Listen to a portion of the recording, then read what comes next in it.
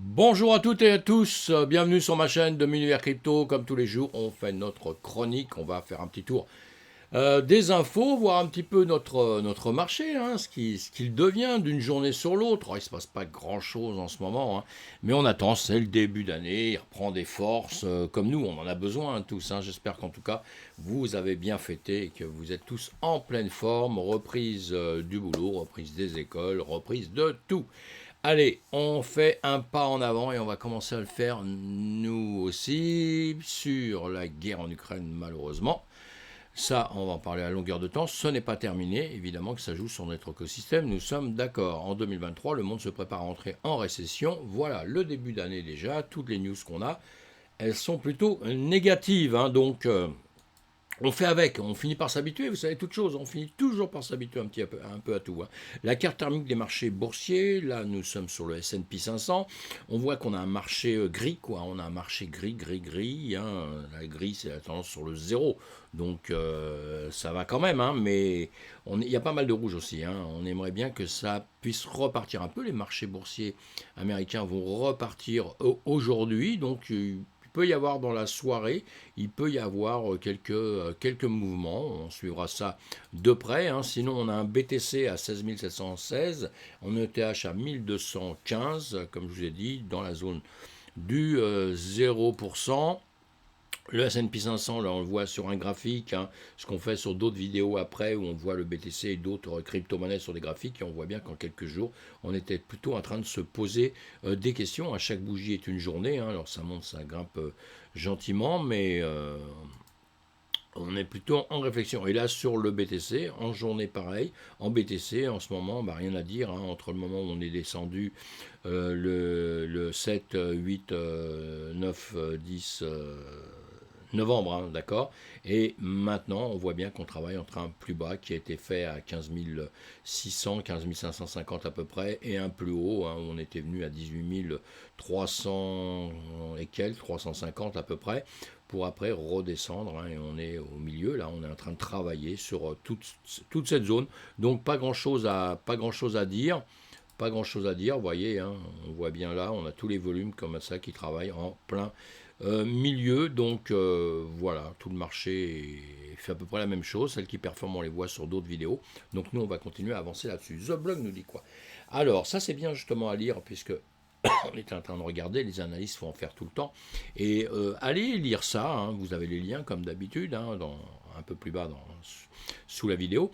Les analyses de The Block, prévisions pour 2023. Bon, bah voilà, il y a plusieurs personnes qui vont donner leurs prévisions, prédictions, tout ce que vous voulez. Hein. Voilà, Larry Sarmac, il y a Stephen Zen, bon, il y a plusieurs personnes comme ça. Chacun ne dit pas exactement la même chose, donc c'est toujours intéressant. C'est un petit peu long à lire, hein, mais bon, l'info c'est ça. Il faut faire un peu d'effort pour essayer de comprendre, de voir un peu la tension. Bon, maintenant, ce que peuvent vous dire les uns et les autres, comme comme partout, hein, c'est comme en politique, on choisit son camp, mes amis, hein, parce qu'on va être d'accord avec un, on va ne pas être d'accord avec l'autre, celui qui va avoir raison par la suite. Ça, malheureusement, on ne le sait pas trop. Hein, on le verra au fur et à mesure, si on a bien choisi son camp ou pas. Là, c'est un peu du pile ou face. Non, c'est pas du pile ou face. C'est par rapport à ce que vous ressentez. C'est pas pile ou face. Hein. C'est on ressent des choses, on a des convictions, on va sur ces convictions. La vie, c'est ça. Hein. On a tous des convictions. Eh bien, on se bat sur nos convictions jusqu'au moment où, si quelqu'un arrive à nous faire comprendre qu'on a tort, parce que voilà, par A plus B, etc., bon, bah là, on arrête hein, on va virer nos convictions et on va se dire, merde, il faut peut-être que je me remette un petit peu les pieds sur terre et que je comprenne un petit peu mieux les choses, hein, tout simplement. Hein. Mais on se fait ses avis et on partagera plus la vie de quelqu'un que quelqu'un d'autre. C'est comme ça que ça se passe tout le temps. Aurélien Oyayon, si je le prononce bien, le Bitcoin au plus bas et se dirige vers 500 000 $. Voilà, alors là, en ce moment, hein, c'est ça. Hein, je vous l'avais dit déjà il y a quelques jours, là. On va avoir des prévisions un petit peu de tout le monde. C'est la nouvelle année, c'est normal, la nouvelle année, c'est comme ça, hein. On est positif. Bon, lui, il est vachement positif, on en a déjà parlé. Donc, vous lirez ce qu'il dit, comment il voit les choses. Et puis, Crypto Potato nous dit aussi quatre grandes et une terrible prévision de Bitcoin pour 2023. Parce qu'encore une fois, il y en a qui seront positifs et d'autres qui seront négatifs. Là, on avait un 500 000, on a un 250 000. Là, Tim Draper qui nous dit ça. Carol Alexander, 50 000 en 2023. Celui-ci, 45 000. 45 000. Bon, bah écoutez, 45 000, c'est pas mal. Harry Wells pense que le BTC pompera au-dessus des 30 000 dollars. Et Standard Chartered, Bitcoin à 5 000. Ah, tiens, tout ce qui précède était les meilleures prédictions, comme promis dans le titre, voici la terrible. Selon Standard Chartered, BTC pourrait descendre jusqu'à 5000. L'institution financière a fait part de ses réflexions en décembre en disant de plus en plus d'entreprises et d'échanges de cryptographie se retrouvent avec des liquidités insuffisantes, ça c'est vrai, hein, ce qui entraîne de nouvelles faillites et un effondrement de la confiance des investisseurs dans les actifs numériques. Bon, entre nous, 100% raison, hein, 100% raison, on ne peut pas dire autrement, hein. On voit bien que la liquidité, ça manque, on voit bien que le manque de confiance, il n'est plus là. Enfin, si le manque de confiance est là, c'est la confiance qui n'est plus là, hein, vous voyez. Et donc c'est vrai, mais ça peut redescendre un peu encore. Tout à fait. Mais moi, je serais plus partisan de, allez, je vais à la pêche, je fais comme je vous ai dit tout à l'heure, il faut choisir son camp. Voilà, 45 000, 50 000 en 2023. Je l'ai dit déjà, hein, il y a X jours, si vous regardez mes vidéos, j'ai fait un petit graphique, hein, en vous montrant ça.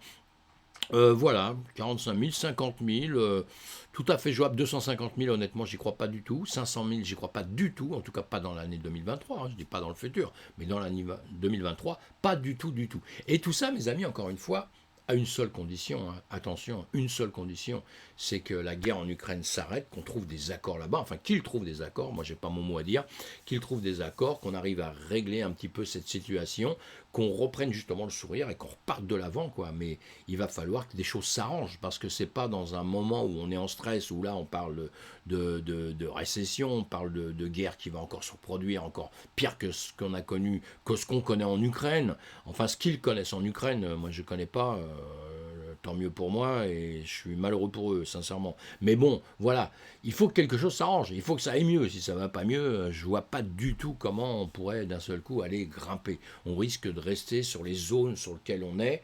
S'il n'y a pas d'autres catastrophes dans notre économie de la crypto-monnaie, dans la DeFi, dans toutes les plateformes d'échange qui sont plus ou moins centralisées, s'il n'y a pas d'autres catastrophes comme FTX, on va tenir le choc et on va remonter gentiment. Si maintenant on apprend des nouvelles, comme vous voyez, il y a un petit exemple à la con, hein, mais pendant X temps, moi j'ai dit Binance, il va tenir le choc, tout, rien contre Binance, hein, mais beaucoup ont dit Binance, voilà, il craint, il va faire comme les autres, il va tomber. Ben effectivement, s'ils avaient raison et que Binance tombe, ah là, mes amis, on va faire le plongeon, hein. Là, les 5000, on sera content de s'arrêter à 5000, hein. Voilà, mais je ne pense vraiment pas qu'on va arriver à ça. Mais vous voyez, c'est vraiment les marchés, le marché, la macroéconomie, tout ça, qui va faire que nous allons remonter ou stagner ou replonger. Évidemment, hein, c'est pas en se levant le matin que d'un seul coup les choses changent sans qu'il se passe quelque chose. Ce n'est pas possible. Donc voilà. Ah, je suis désolé si je casse des rêves, hein. Allez, The Blog, le régulateur des Bahamas riposte dans une querelle en cours avec la nouvelle direction de FTX. Bon, on est toujours avec les problèmes de FTX 2017, c'est lui qui nous a mis vraiment dans l'ennui, dans l'embarras, dans tout ce que vous voulez. Il y a des gens qui ont perdu beaucoup d'argent à cause de ça. Bon, il y a eu d'autres. Il y a eu d'autres problèmes dans l'année, hein, mais ça c'est le dernier qu'on a en tête, hein. Il arrive à battre d'un seul coup, à faire effacer les autres, alors que les autres on a perdu quand même pas mal d'argent aussi. Donc voilà, et entre eux maintenant ils vont se bagarrer, hein, ils vont se bagarrer pour l'argent qui va rester, pour le droit, les lois, hein. Évidemment tout ça ce sont des combats. Je vous ai mis les articles, vous lirez tout ça, vous verrez, j'ai pas envie de m'étendre là-dessus, hein. Pour ceux qui sont passionnés, vous suivez ça évidemment, hein. Pour les autres, vous en foutez un petit peu, vous avez raison peut-être. L'important, le mal, il est fait. Maintenant, il faut combattre le mal, il faut passer à autre chose, il faut avancer. Je dis passe à autre chose, je dis qu'il ne faut pas laisser et dire, oh, bon, bah tant pis, t'as fait des conneries, maintenant tu peux partir, on s'en fout. Non, c'est pas ça du tout. Hein. Faut qu'il soit jugé, il faut vraiment justement qu'il soit jugé, bien jugé, honnêtement jugé, on va dire, pas le punir pour des trucs qu'il n'aurait pas fait, mais le punir pour des choses qu'il a fait, et puis qu'on puisse, dans notre système, dire haut et fort, bah voilà, on arrive quand même à régler des problèmes, quoique c'est la justice traditionnelle qui règle ça, on n'a pas une justice à nous, hein, mes amis. Hein. Allez, Winkley Vost de Jiminy, Silbert de DCG plutôt, se disputent des fonds gelés sur Genesis. Voilà, là aussi, hein, histoire qu'on suit, affaire qu'on suit, et là, bah pareil, hein, ils se bagarrent pour l'argent qui est gelé. Bah c'est toujours une histoire d'argent. Mais bon, vous me direz, on est quand même dans le monde de la finance, hein, donc c'est un petit peu normal peut-être. Hein. Allez, tout ça, vous approfondissez ça, vous en avez envie. Le fondateur de 3AC déclare que DCG et FTX ont conspiré pour l'effondrement de Terra et appelle à la fraude criminelle. Eh bien oui, pourquoi pas. Vous avez vu que tout s'accentue, hein. Comme je vous ai dit, à chaque fois que les histoires sont arrivées, il faut attendre un petit peu, il faut voir comment les choses vont se dérouler, parce que il y aura des petits changements comme ça à longueur de temps. Hein. Après, bon, c'est beaucoup de titres, des articles. Il y a des titres, c'est juste pour les articles, mais il y a des choses plus que vraies. Il y a des choses qu'on va effacer. Il y a des choses sur lesquelles on reviendra dessus. Il y a des choses qui vont faire un gros scandale. Il y a des choses qui on s'apercevra que ça n'a aucun intérêt. Les affaires, une affaire, c'est comme ça. Hein. Et on suivra précisément, en revanche, la justice. Et ce que nous dira la justice à un moment donné. Et après, je ferai toujours un résumé de tout ça pour qu'on ait ça de côté. Hein. Pour moi, déjà, je le fais, hein, pour avoir ça de côté, le jour où je veux revenir un peu sur une affaire et me dire qu'est-ce qui s'est passé exactement. Hein. Mais pour l'instant, on est plongé, on est en plein dedans, hein, donc, et on attend d'avoir plus de news.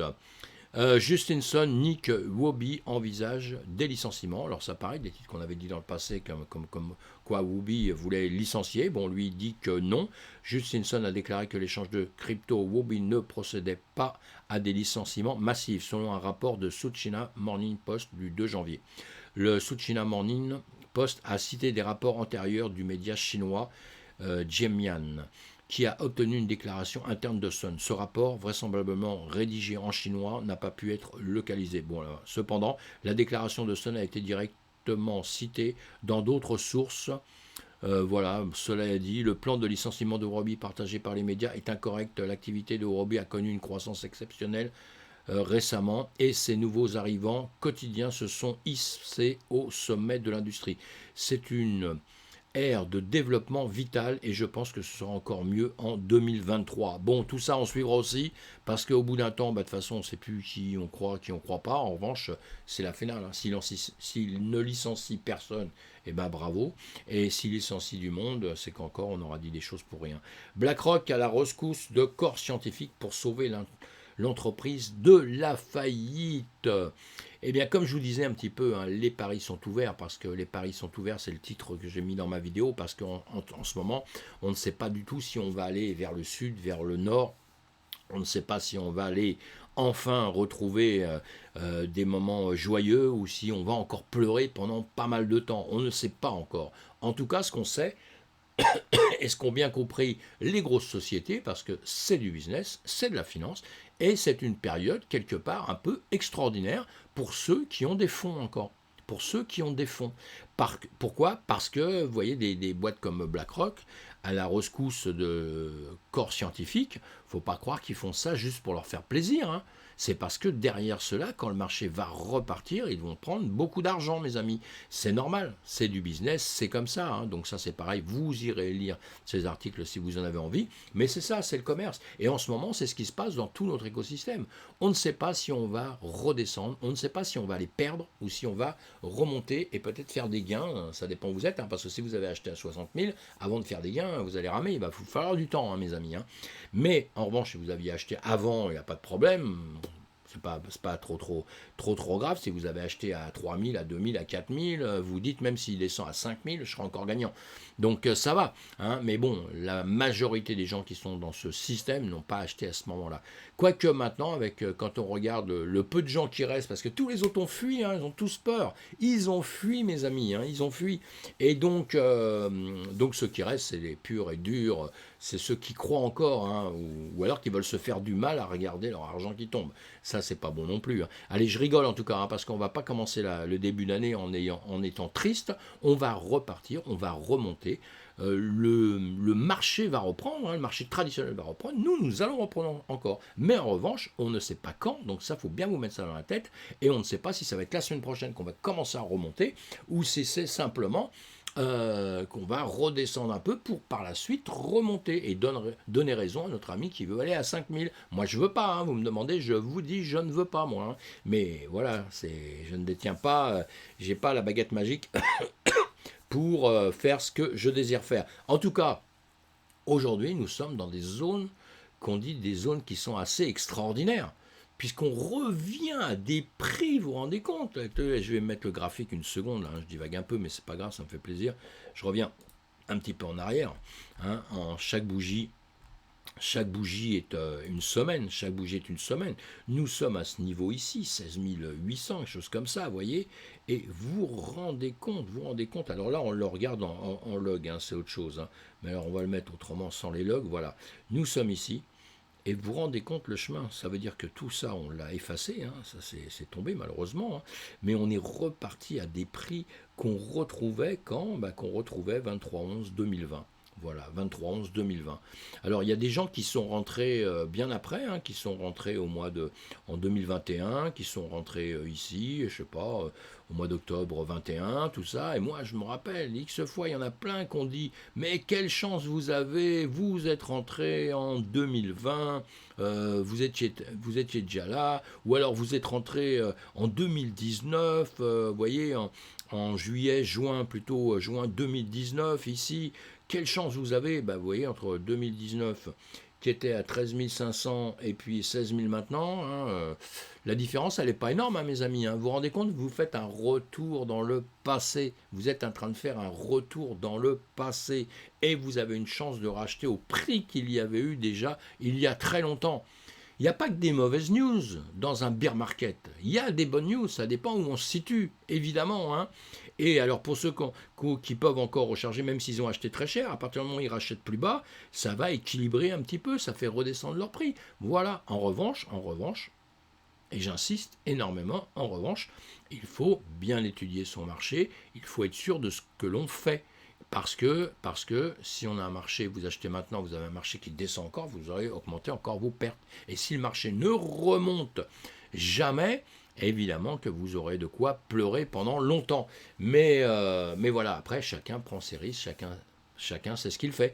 Mais les entreprises, vous voyez, comme BlackRock, ils savent très bien ce qu'ils font. Ils ne vont pas aller mettre plein d'argent dans des sociétés qui battent de l'aile, mais ils savent très bien que c'est une période pour ça où ils ne pourront jamais acheter ce genre de société aussi bas à un moment donné où elles s'écroulent. Parce que beaucoup de choses s'écroulent. Et souvent, les choses qui s'écroulent, comme je vous le dis souvent, eh bien, soit elles meurent complètement, hein, soit elles repartent par la suite et refont du bénéfice par la suite. Je ne fais aucun conseil en investissement, je dis juste ce que je pense, hein, d'accord ?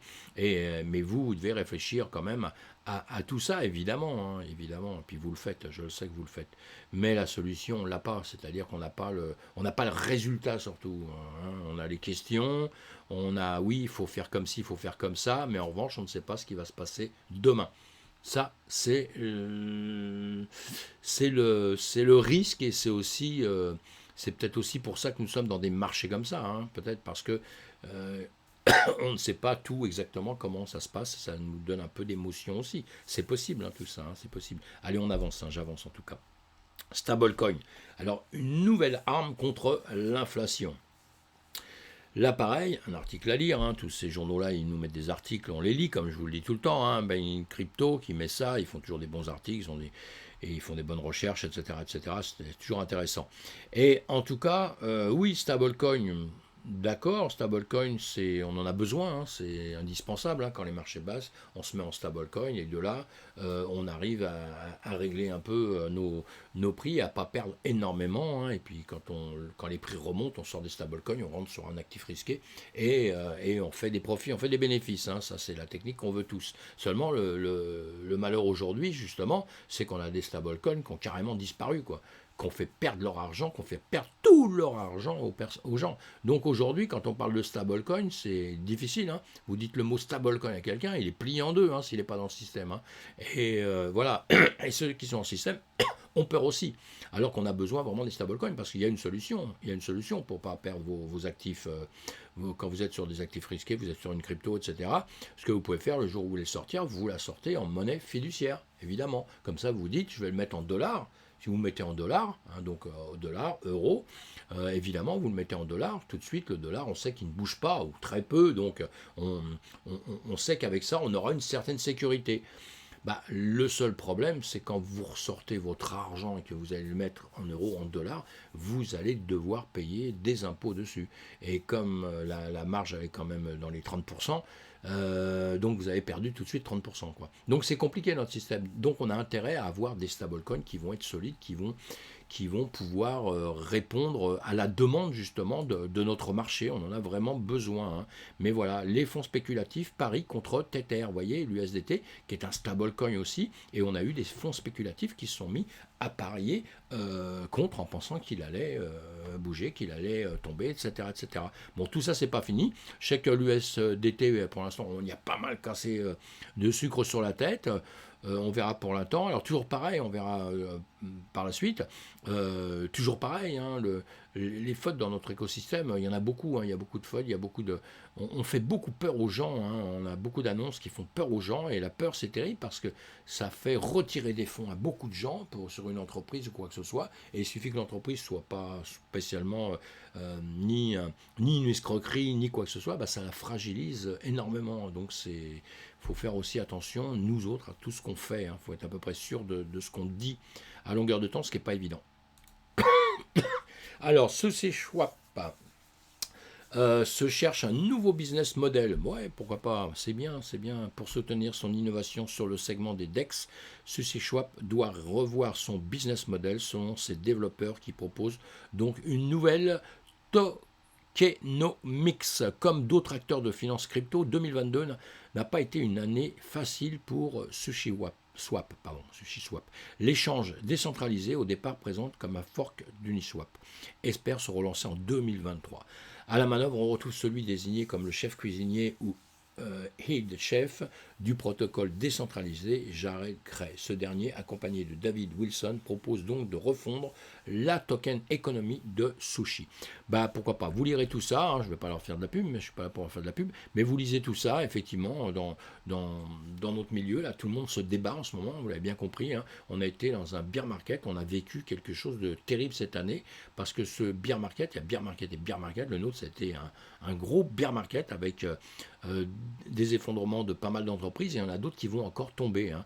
Et donc de là, la plupart des entreprises doivent se battre, doivent changer des sauges, doivent se réinventer peut-être, ou en tout cas pas perdre tous leurs clients, hein. Ça c'est hyper important si elles veulent continuer à exister. Allez, merci de m'avoir suivi, on se retrouve sur d'autres